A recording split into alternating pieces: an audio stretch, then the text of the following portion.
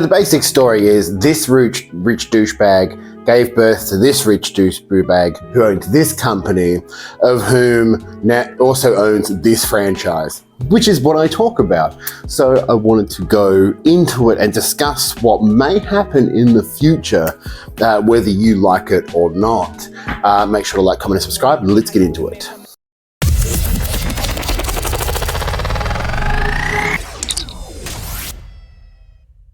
So my biggest worry is that Larry Ellison, who owns Skydance, is going to, he's pretty thoroughly a Trump supporter. He's already gotten rid of DEIs, and he's trying to change Paramount, I'm thinking, to be a more Trump-friendly studio.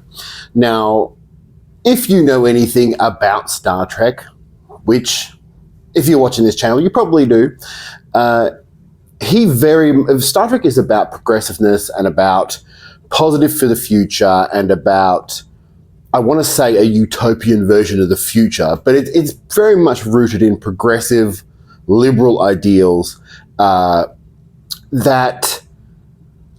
don't really fit with Donald Trump's ideas of what the US is to become.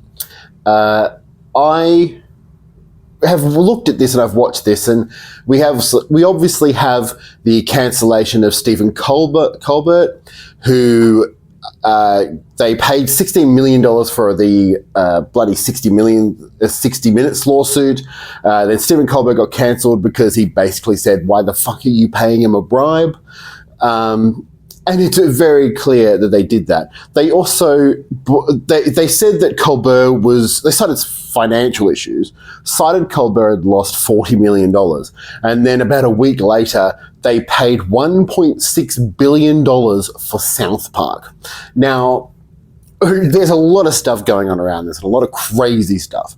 But what worried me was that in one of the later episodes of Star Trek Strange New Worlds, episode 2, is that they are very worried about Patel, who is the girlfriend of Pike. Actually, it was episode 1, Hegemony Part 2. They're very worried about her, and Pike gets down on his knees and prays. Now, in any other show that's American, God popping up is quite a common thing. It's something that happens. Generally, the Starfleet characters, the human characters, are atheistic or agnostic, very rarely reaching into religion. Now, ultimately, Pike's character was brought up Catholic. He had a Catholic father who was a preacher, and it did make sense for his character. But what I'm on the look for now is whether that crops up more.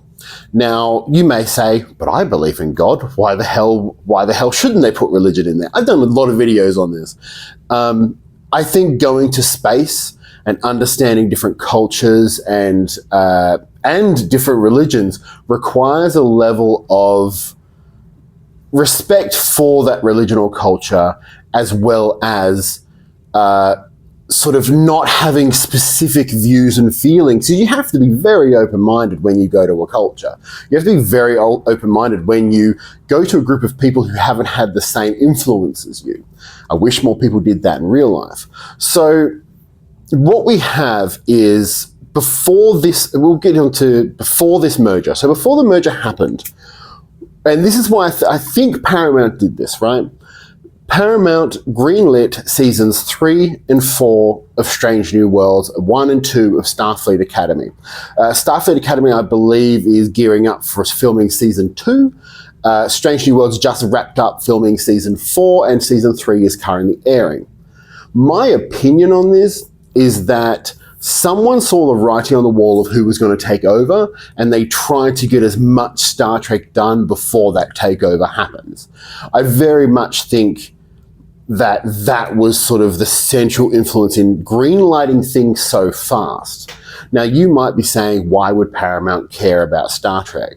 Why would they want to keep making seasons of this show? And the simple reason is Star Trek is a cash cow, is their biggest cash cow. It always has been. They've always used Star Trek to make their money, but they know that a good chunk of Star Trek's audience is progressive liberal people of whom believe in equality, gay rights and trans rights. They are against racism, they're against sexism. Strange New Worlds in itself has an over 50% female cast. Starfleet Academy has a giant mixed cast. Discovery was really progressive. And that comes to another point. They cancelled Discovery after season 5. Now, Discovery, arguably in the new era of Star Trek, is the most progressive and liberal. You had trans characters, non-binary characters, gay characters, people of color.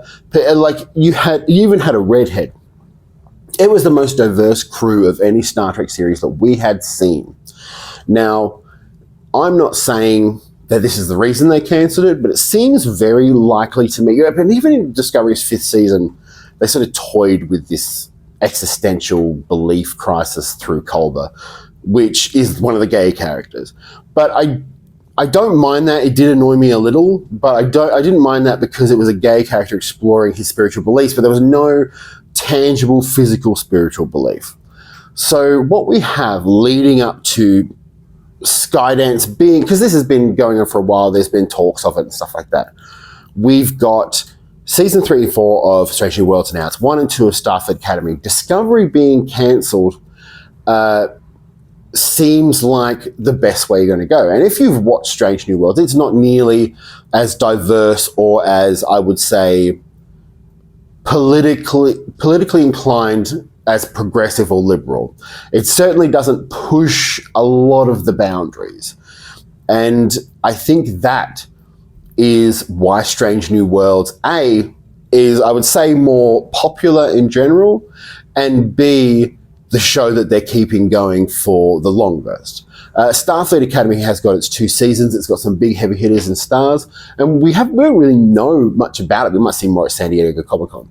Strange New Worlds has proven very successful for Paramount. It's number 1 every week it's on. It's also got some Anson Mount and Rebecca Romaine, and it's got sort of a big family-friendly Star Trek adventure about it, even though someone crushed a zombie's head in the last episode. And so as new owners come into Paramount and push for a more conservative agenda, what I think we're going to see, and I hope we see, is what happened with the original series. As Paramount and as America falls back into a mentality not seen since the 50s or 60s, I hope we get more allegory and more metaphor on serious topics. Now, Discovery outright said it, and I think that's the way it should be. You should outright say what you're dealing with, or at least just outright put it in people's face in regards to trans people and gay people. And women of color being in a powerful position, they should be head out in front. That's just the way the world is. But unfortunately, with the US and with Paramount falling into what I would like to call backwards mentality, this hasn't really worked. It sort of created a lot of backlash for Discovery, and Strange New Worlds always teeters on, we're not really pushing it. Lower Decks got cancelled, and certainly we're seeing some remnants of Paramount losing money and trying to sort of save as much as they can before the merger. And I definitely hope that Star Trek at least tries to maintain its progressive, forward-looking agenda. But what could happen is Star Trek could be taken over by conservative media, and we could see the introduction of much more religious level stories, much more conservative values. You're certainly not going to get episodes that deal with these big issues. Like the fact that we have one character in Strange New Worlds, a pansexual woman or a bisexual woman in Chapel, and she's dated 2 men on the show, kind of makes me think that they're not going to push that boundary. And Starfleet Academy should be more progressive than that. It certainly worries me for the future of the franchise. As we fall into this pit of despair that Donald J. Trump put us in. And as we find his loyalists popping out from everywhere, Larry Ellison is the owner of Skydance. Skydance comes in, and it kind of makes me think, Skydance, did they produce the 2009 films? Because that would explain why there was literally one gay reference in the entire thing. Or maybe Skydance wasn't owned by him then. Overall, what could this mean for Star Trek? We've got Alex Kurtzman in charge still. We've still got Strange New Worlds, and we've still got Starfleet Academy to come. They look exciting. They look fun. There are people pushing others, well, not pushing, but talking about how they're cancelling their Paramount Plus subscription. Now, I'm of two minds about that. In regards to this entire deal with cancelling Colbert and the 60 Minutes payoff, it's really, really weird that a lot of these people, and it is their choice, ultimately it's their choice. If they don't feel comfortable with it, it's fine. But I just sit there and go, you can't, doing this on Instagram or Facebook or TikTok, of which, like, TikTok has plenty of Trump supporters in there, and by God has it turned into a racist cesspool, because the racists apparently find a thing and leave. Meta and Facebook and Instagram are the reason that Trump got elected, by spreading false information.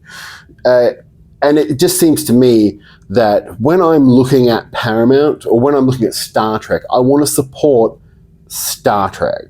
So that's why I will continue to do it. Also, if I didn't, I would have no reviews for this channel.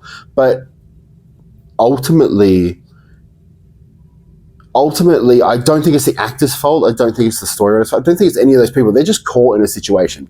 I don't necessarily blame Paramount for what they were doing. So Paramount was in financial stress. We know that.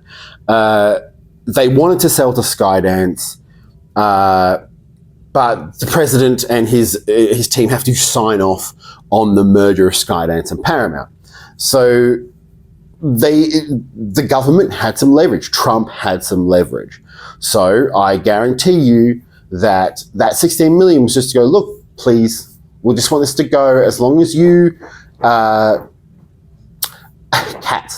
as long as you pay this money, as long as you give me my sweet money, please put this merger through. And I think part of that deal was Colbert. And I think I've got to look at it this way. The company was trying to save the jobs of thousands and thousands of employees, not to mention the history of over 100 years of Paramount Productions. It's a company trying to save itself. Should it have done it? No. Should they have sucked up to Trump? No. But there's plenty of other organizations within the US of which are doing the same, if not worse. The difference being is, and I think this scares a lot of Star Trek fans, is Star Trek is overtly progressive and liberal. And I think it's scary to think that that might be coming to an end.